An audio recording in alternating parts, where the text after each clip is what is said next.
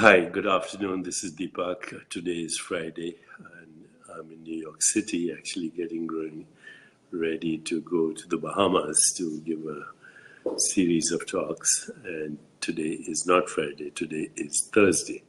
Sorry for the confusion.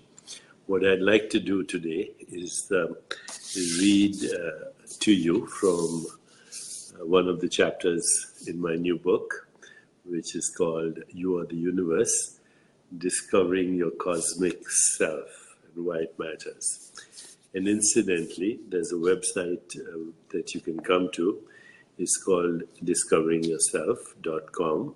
And over here, we're going to have discussion boards monitored by me, by my co-author, who's a quantum physicist and cosmologist, Menas Kafatos, by other members of the JIO team, by my executive office, and by Aurora Carlson from Sweden.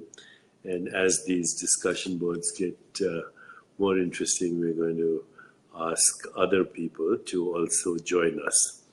So I invite you now to come to, after you finish watching this podcast, to come to our website, discoveringyourcosmicself.com. It's right here. And what I'm planning to do is read the first few paragraphs of any given chapter. We'll also post blogs. And as I said, there will be discussion boards.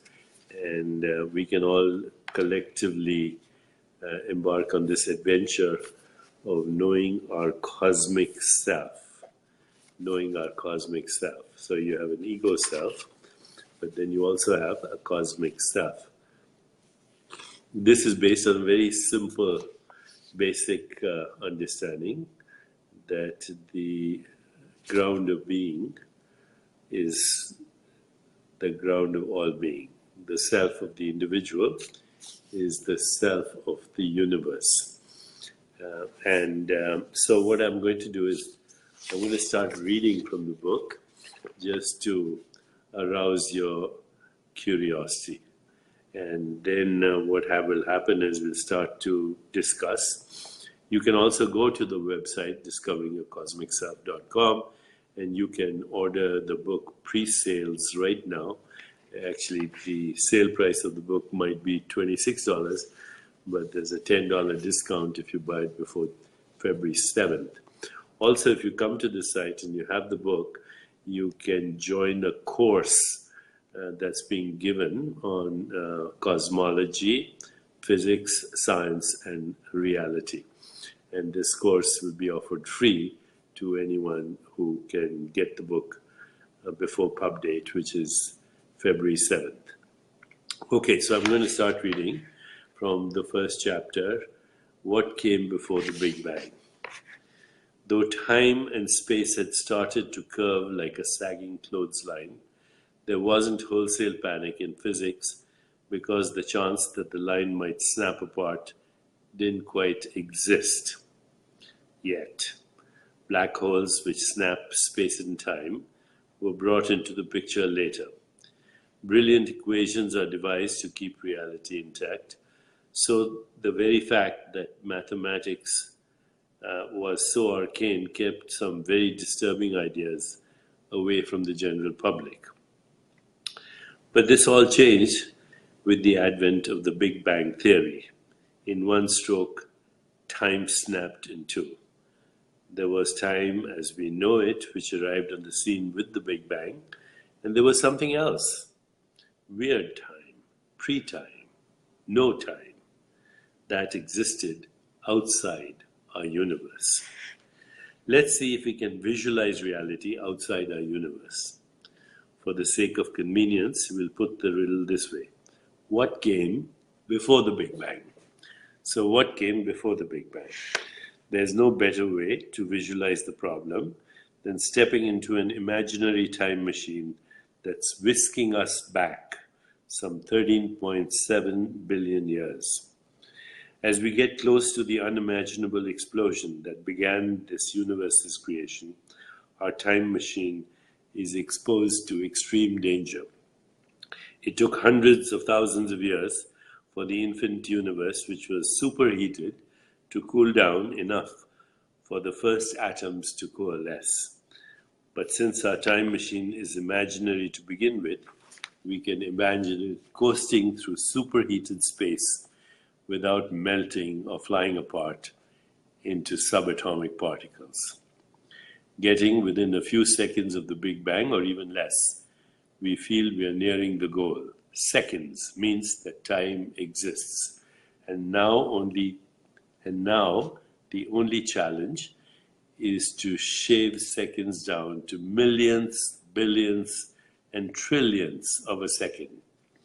The human brain doesn't operate at such fine scales, but let's assume we have an onboard computer that can translate trillions of a second into human terms. Eventually, we arrive at the smallest unit of time and space that it is possible to imagine. William Blake's famous lines of verse, "Hold infinity in the palm of your hand and eternity in an hour," is coming true, although an hour is much, much, much too long. At this point, when the scale of the cosmos was infinitely tiny, our onboard computer goes haywire, and unexpectedly, nothing can compute. So these are the first 4 paragraphs of the chapter, What Came Before the Big Bang. So here's what I want to emphasize right now. How did evolution, cosmic evolution, and biological evolution end up creating a human brain and a human mind and human consciousness that can even ask these questions? How did we co-evolve, the cosmos, you and me, to the point that here we are asking about the very origins of the universe, and therefore the very origins of our own existence? Is it possible that human consciousness and the cosmos are complementarities?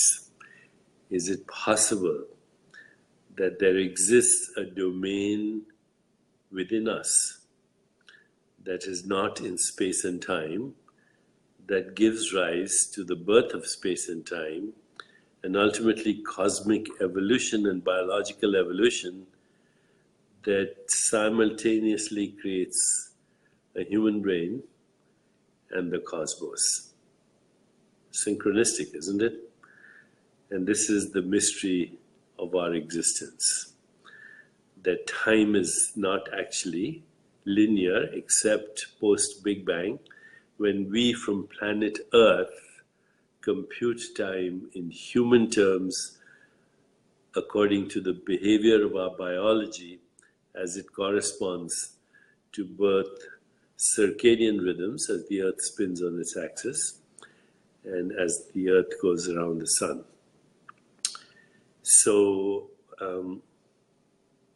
how can we speak of linear time 13.8 billion years ago when actually the Earth did not exist? We are computing the birth of the universe in Earth time for a period when actually the Earth did not exist, the solar system did not exist, the stars did not exist, the galaxies did not exist. So this is indeed the greatest mystery. What caused the Big Bang? What existed before the Big Bang? Why am I calling this discovering your cosmic self? What is the cosmic self? What is the meaning of God? Who are we? Where did we come from? What is the purpose of our existence? What happens to us when we die? Does God exist? Does God care about us? Are we just a speck of dust in a minor solar system, in an ordinary galaxy, in the junkyard of infinity? Or is something else going on? What is going on? These are the questions that we will be addressing and answering in the book, You Are the Universe, Discovering Your Cosmic Self. But also you come to the website and we'll be joining with others who will be partaking in this discussion. In the end, of course, the question is, how does it matter? How does it make a difference to know this? Well, our highest instinct as human beings is to understand who we are, why we exist, what is the nature of being, how come the universe has ended up with human beings who are curious about the universe. Are we the eyes of the universe looking at itself? Are we indeed the activity of the universe looking at itself? I think if you join us here, discoveringyourcosmicself.com, we can collectively live these questions and discover our divine nature, because that's who we are, divine cosmic beings that have the ability to not only understand the universe, but to experience it as an activity in our own consciousness. This is a high privilege to have evolved to the point where the universe is becoming self-conscious through you and through me. So let's engage together in this discussion. Thank you for joining me, and please check out the website discoveringyourcosmicself.com.